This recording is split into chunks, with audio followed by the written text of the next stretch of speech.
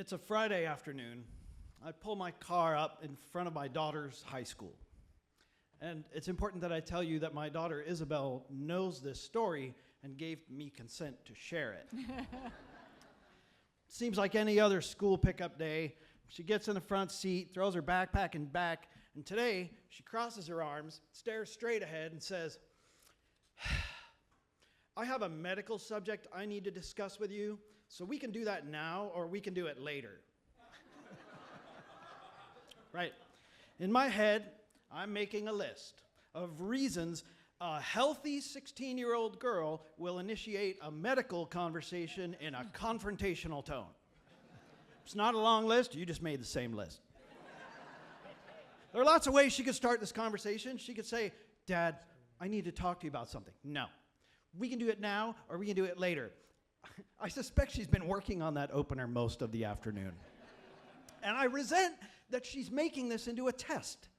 Like, I have to pick now. Obviously, now is the right answer, and that will communicate to her that what she has to say is important to me, and what she has to say is important to me. But she is being a little bully, and I don't want to let her win.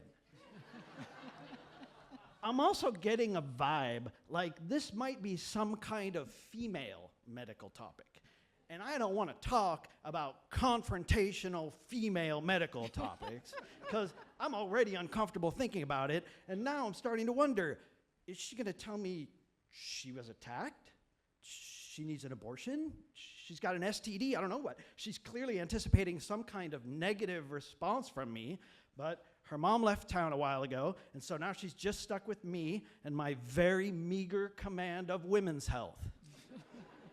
And I look at her, and I can see she's nervous too. She's scared, which is why she's starting the conversation this way.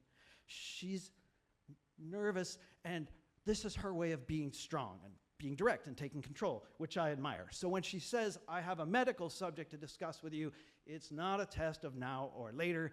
It's a test for her to find out whether I'm actually going to listen to her and whether I will create safety. So, with superhuman self-restraint, I condense all my fears and anxieties and worst-case scenarios into 3 syllables. Now is fine. I'm getting an IUD. So either you can make me a doctor's appointment or I'll just go to Planned Parenthood. Okay. Well, it's easy to jump to conclusions now, so I do. She's becoming sexually active. She's evaluating contraception alternatives. She's trying to make a responsible choice. Apparently, there's a boy. Who's the boy? And it's like she reads my mind. And I'm not sexually active. It's because of my periods. Oh, I didn't see that coming. I didn't know we were going to talk about periods. Nobody tells single dads how to talk about periods. I don't know what to say. No, there's no therapist, no OBGYN, no gal pal, no bartender tells a single dad how to have a conversation with his daughter about periods. We're just not taught how to talk to our daughters about female physiology, so we don't. We avoid the subject. Guys never just, sit around and bullshit about periods. So this conversation with my daughter, it's like a yoga pose. Like emotionally, I'm a pretzel. She tells me the cramps are really bad. They're so bad that she watches the calendar in fear of the first day. That once she had to curl up on the floor at school, it was so painful and she was embarrassed. And she tells me other uncomfortable and messy details. I do the math, and I figure out she's gone through this 50 times already. 50 times in our house where I live, and I never knew, not even once, because it's never discussed. I had no idea she was going through this every month. And she's done her own research on hormonal IUDs, which should lessen the severity of all these symptoms and conditions and improve her quality of life and her comfort, and that's what she's decided to do. I listen to every word. She is being honest and vulnerable and brave. And when she's done, I simply say, okay, sweetheart, I understand. And she says, no, you don't. You don't understand until you start bleeding out of your genitals. That's what she said. I say, of course, we can make a doctor's appointment. The procedure goes fine, everything's fine. Until about a week later, she calls me from school, sobbing on the phone. Dad, I think something's wrong with my IUD. It hurts so bad. Can you please come get me? So now I'm racing to the school.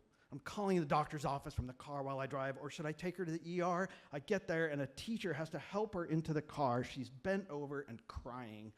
We get to the clinic. She can barely walk across the parking lot. She leans on me. Halfway through the lobby, she can't make it, and she kneels down. She's pulling on my arm and shaking and crying, and I'm just standing here. I have no idea what's wrong with her. I don't know how to help.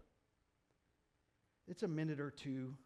It feels like an hour, and then she relaxes, and she takes a breath, and she looks up at me with tears on her face, and she says, I feel like I'm getting fingered by Freddy Krueger.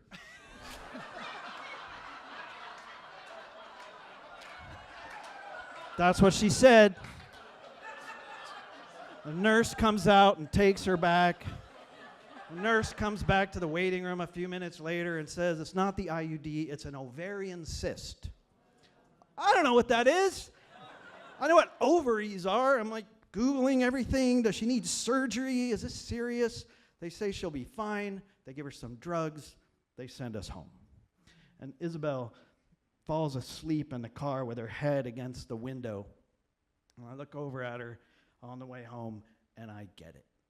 That when she shares these things with me, when she includes me this way, in this conversation, and all the ones that come after it, it's not a test. It feels like a test to me, but to her, it's not a test.